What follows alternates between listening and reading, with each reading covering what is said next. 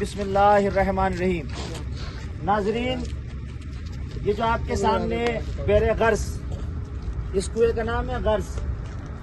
इस कुएं की खासियत ये है कि जिस वक्त रसूल खुदा यहाँ से गुजर रहे थे अपने असहाब के साथ, मौलाए कायनात भी आपके हमरा हैं, तो आपने इस मकाम पर क़याम फरमाया, इस कुएं का पानी पिया और जो बचा हुआ पानी था वो आपने इसी कुएं में वापस डाल दिया। और फिर मौलाए कायनात से वसीयत फरमाई कि जब मुझे गुस्ल दिया जाए तो इसी कुएं के पानी से गुस्ल दिया जाए। और ये जो आप सामने बाग देख रहे हैं, दरमियान में मैं बात कर लूँ, ये शमून यहूदी का बाग था जो मौलाए कायनात के ज़माने में था। शमून यहूदी उसका बाग था कि जो यहूदी था, मुसलमान नहीं था।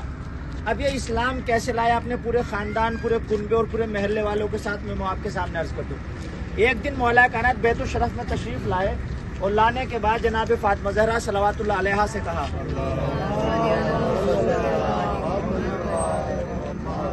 कि शहजादी ज़रा खाना ले आइए, बीबी खाना ले आइए। तो शहजादी ने कहा कि या मौलाए कायनात खाना तो नहीं है। अब देखिए इनकी मसलहतें हैं, क्यों कहा गया, कैसे कहा गया।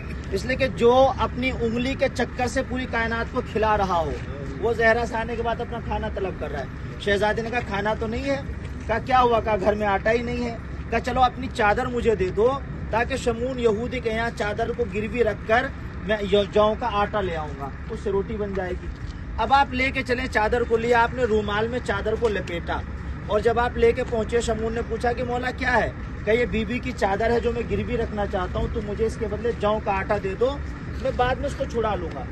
और जब देना चाहा तो शमून ने कहा कि मौला मेरी क्या मजाल कि मैं चादर को हाथ लगाऊं, आप ही इसको अलमारी में रख दीजिए और जब आप चाहिएगा इसको वापस लेकर चले जाइएगा।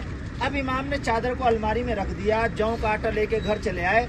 जब रात का वक्त आया तो शमून यहूदी की बीवी जो दौड़ती हुई अपने शमून के कमरे में पहुंची और कहा दौड़ के जरा कमरे में आओ। कहा क्या हुआ?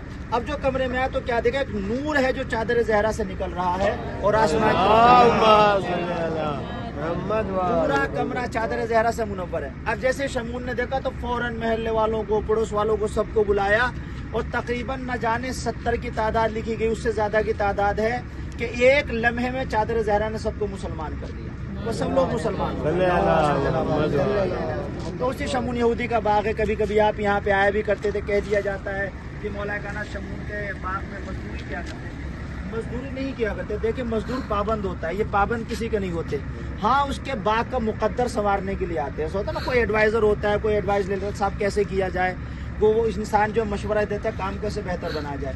मैं अर्ज कर रहा था बेरे गर्स, ये वो कुआं है। और जब वफात हो गई, रसूल खुदा की शहादत वाक़ हो गई, तो मौलाए कायनात रसूल खुदा की वसीयत के मुताबिक मदीने से, आप देखें वहाँ पे दफन है रसूल खुदा, मस्जिद मुनव्वरा में आपने देखा सब गुम्मत के नीचे, वहाँ से यहाँ का फासला तकरीबन 4 किलोमीटर का है।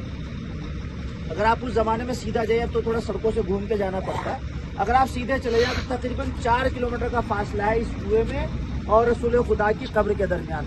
तो मौला कायनात ने यहाँ से 7 मशकीज़ें भरे हैं और अपने कांधों पे 7 मशकीज़ों को उठाया है। जाने के बाद रसूल खुदा को गुस्ल दिया है, कफन दिया और दफन किया है।